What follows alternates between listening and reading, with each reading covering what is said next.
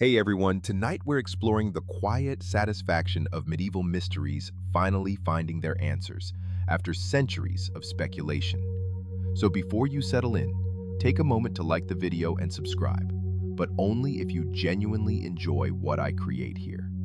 And let me know in the comments where you're watching from and what time it is for you. It's always fascinating to see who's joining us from around the world. Now, dim the lights. Maybe turn on a fan for that soft background hum, and let's ease into tonight's journey together. In the 1960s, beneath the grand Gothic architecture of Lincoln Cathedral, archaeologists discovered a skeleton that puzzled everyone for decades. The burial seemed wrong for a monk.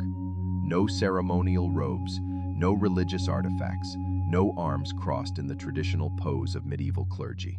Instead, the body appeared to have been buried hastily, almost carelessly, face down in the earth. For years, speculation swirled. Had this person committed some terrible sin? Was this a heretic, buried in disgrace beneath sacred ground? The mystery deepened because the location itself seemed significant. Why would someone be interred beneath a cathedral unless they held importance?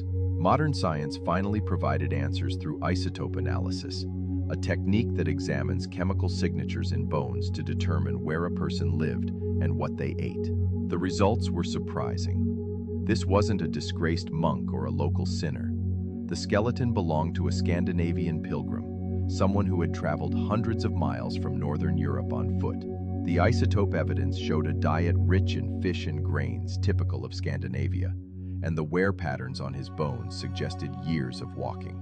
He had made the long pilgrimage to Lincoln, perhaps seeking healing or spiritual fulfillment at one of England's most important religious sites. He likely collapsed near the cathedral, exhausted from his journey. The clergy buried him on church grounds out of Christian charity, but without the full ceremonial treatment reserved for monks or local nobility. It was a practical burial for a stranger who died far from home. For centuries, people assumed his face-down burial meant disgrace. Science revealed it simply meant distance. A man who believed deeply enough to walk across Europe, only to rest forever in foreign soil. For over 5 centuries, the final resting place of King Richard III remained one of England's great mysteries. The last Plantagenet king, killed at the Battle of Bosworth Field in 1485, was reportedly buried hastily in Leicester. But where exactly? Medieval records mentioned Greyfriars Church, which had long since been demolished and built over. Most historians assumed his remains were lost forever, possibly thrown into the River Soar during the Reformation, when monastic buildings were destroyed. It seemed impossible that a king's body could simply vanish without a trace. Then, in 2012, archaeologists made an audacious decision. Based on old maps and property records, they identified a parking lot in Leicester city center as the likely site of the medieval Greyfriars Church. With ground-penetrating radar and careful excavation, they began to dig beneath parking space number 7. What they found was extraordinary. A skeleton, male, late 30s, with severe scoliosis causing a curved spine. The skull showed evidence of multiple traumatic injuries consistent with battle wounds. One wound in particular, a blade thrust through the base of the skull, would have been instantly fatal. DNA testing confirmed the identity. Genetic material extracted from the bones was compared to living descendants of Richard's family line. The match was conclusive. After 527 years, Richard III had been found beneath mundane asphalt, his grave marked only by painted parking lines. The discovery answered centuries of speculation about his burial, and also confirmed some details from historical accounts. Yes, his body had been treated roughly after death, and yes, he had fought to his last breath. The skeleton showed defensive wounds on his hands and arms, evidence of a king fighting desperately as his army collapsed around him. In 2015, Richard III was finally reinterred with full honors at Leicester Cathedral. The king who died in disgrace and was buried in haste received, at last, the ceremonial farewell denied him 5 centuries earlier. Discovered in 1912 by a Polish book dealer, the Voynich manuscript has baffled scholars for over a century. Written in a completely unknown script, filled with bizarre botanical illustrations of plants that don't exist, and containing astronomical diagrams alongside drawings of nude women in green liquid. It seemed like either an elaborate hoax or evidence of something far stranger. The manuscript's 240 pages of undecipherable writing led to wild speculation. Some believed it was a lost language. Others thought it was coded alchemy or even extraterrestrial communication. Medieval scholars, cryptographers, and even artificial intelligence programs attempted to crack its secrets, all failing to make meaningful progress. Recently, however, linguistic analysis using advanced computational methods has begun revealing surprising patterns. The structure of the text, the frequency of certain symbols, and grammatical patterns suggest it may be written in a form of Proto-Romance language, an early evolutionary stage between Latin and modern Romance languages like Italian or Spanish. Further analysis identified possible cognates, words that seem related to Latin, Old Italian, and medieval medical terminology. It appears the manuscript may be a practical text, possibly a medical or herbal reference guide, written in a dialect that was rarely recorded in writing. The bizarre plant illustrations, once thought to be evidence of fantasy or fraud, may simply be stylized or symbolic representations of real medicinal herbs, drawn by someone with limited artistic skill or working from verbal descriptions rather than live specimens. The women in tubes of green liquid, previously interpreted as everything from alchemical processes to alien diagrams, now appear to be medieval representations of therapeutic baths, a common medical treatment involving herbal infusions. So the great mystery of the Voynich manuscript is slowly resolving into something less supernatural, but no less fascinating. A medieval wellness guide, written in an uncommon dialect, illustrated by someone with more enthusiasm than artistic training, preserved by accident, and mystified by centuries of speculation. The mystery isn't completely solved. Many pages remain untranslated, and questions about its author and exact purpose linger. But we now know it wasn't nonsense or alien communication. It was simply medieval health advice, written in a language that almost nobody remembered. In 12th century Suffolk, in a village called Woolpit, 2 children appeared seemingly from nowhere. According to medieval chroniclers, they spoke no recognizable language, wore strange clothing, and most remarkably, their skin had a greenish tint. The villagers attempted to feed them, but the children refused all food except raw beans. Eventually, they began accepting other foods, and gradually their green coloration faded. The boys sadly died soon after their appearance, but the girl survived, learned English, and eventually told her story. She claimed they came from a land with no sunlight, a place of perpetual twilight. She and her brother had been herding their father's cattle when they heard bells and followed the sound into a cave, emerging in Woolpit, confused and lost. For centuries, this story was dismissed as medieval folklore or misunderstood allegory. The Green Children became legendary figures, appearing in poems and folktales as fairy creatures or visitors from underground kingdoms. Modern analysis suggests a more mundane, but no less poignant explanation. The children were likely Flemish refugees fleeing persecution or famine in continental Europe. The green coloration was probably caused by severe malnutrition, specifically hypochromic anemia resulting from dietary deficiency. When the body lacks proper nutrients for extended periods, the skin can take on a pale greenish cast.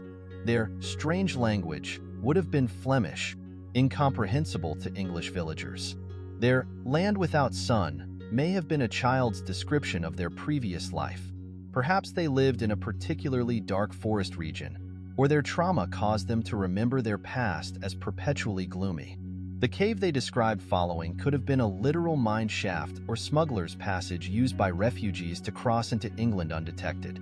The bells they followed might have been real church bells from Woolpit, guiding lost children to safety.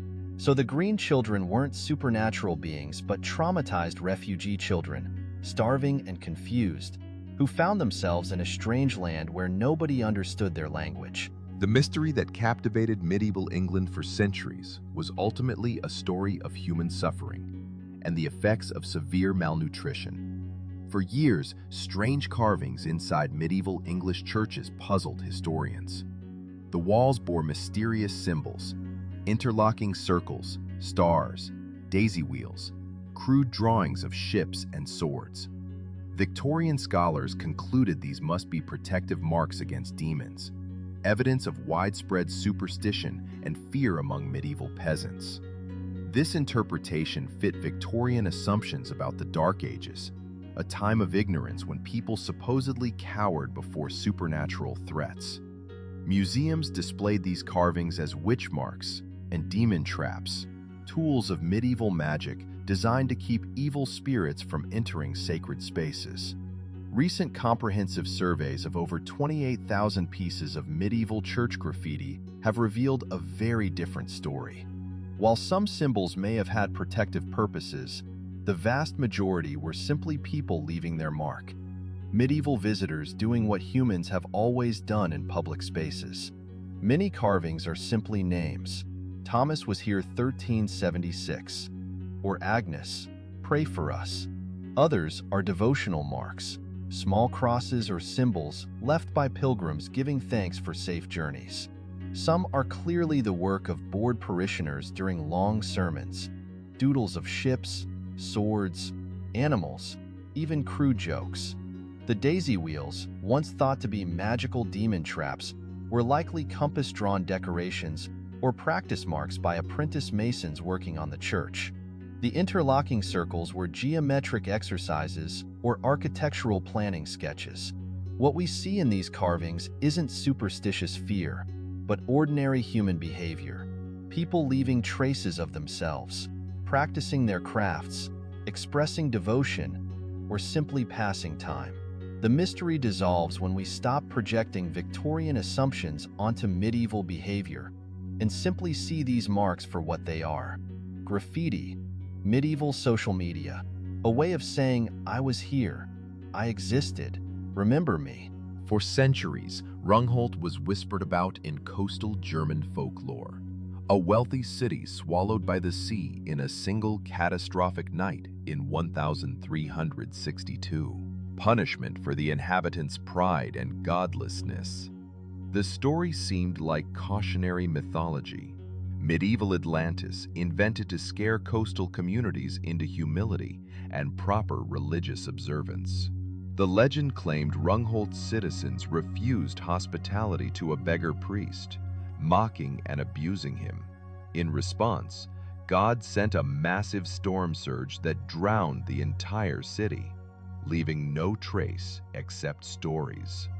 Modern archaeology, using sonar mapping and LiDAR technology, has confirmed that Rungholt was absolutely real. Beneath the mudflats of the Wadden Sea, researchers have located harbor walls, drainage systems, and the foundations of a substantial medieval port city.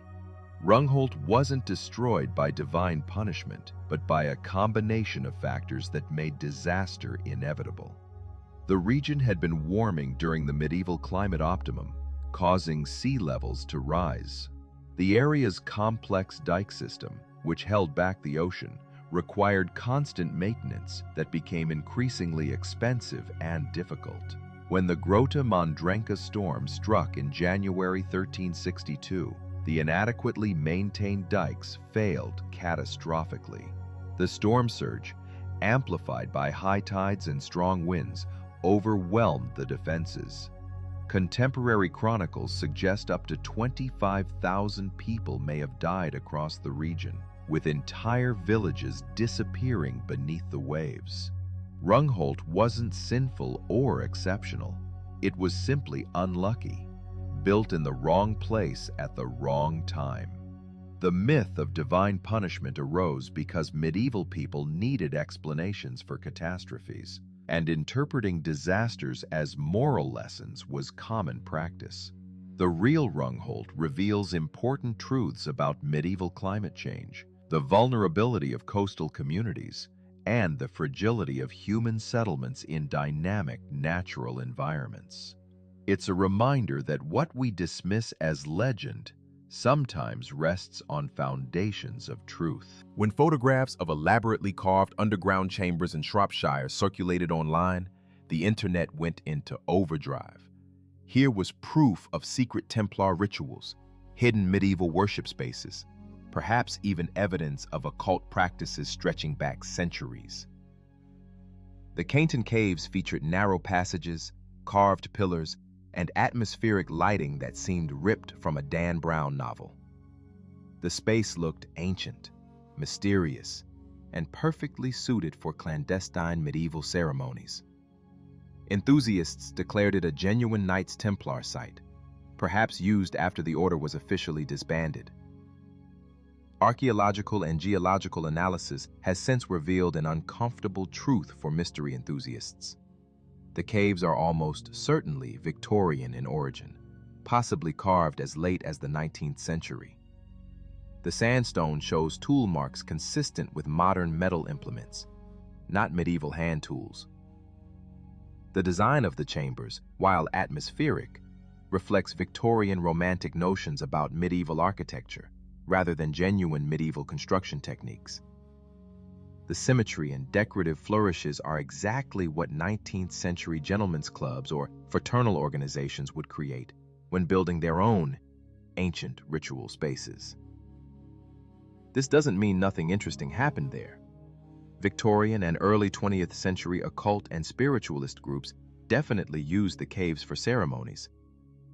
Modern pagans and Gothic enthusiasts still visit for the ambiance. But the medieval Templar connection is purely wishful thinking. The Cainton Caves mystery reveals how easily we project our desires onto ambiguous spaces, seeing what we want to see rather than what actually exists. The ancient mystery was really just Victorians playing dress-up with history. These solved medieval mysteries share a common thread. They were mysteries primarily because of gaps in knowledge, not because of anything genuinely mysterious or supernatural. The Scandinavian pilgrim beneath Lincoln Cathedral was mysterious only because we couldn't read the chemical signatures in his bones. Richard III remained lost because we didn't know exactly where to look. The Voynich manuscript was incomprehensible because its language was rarely written down.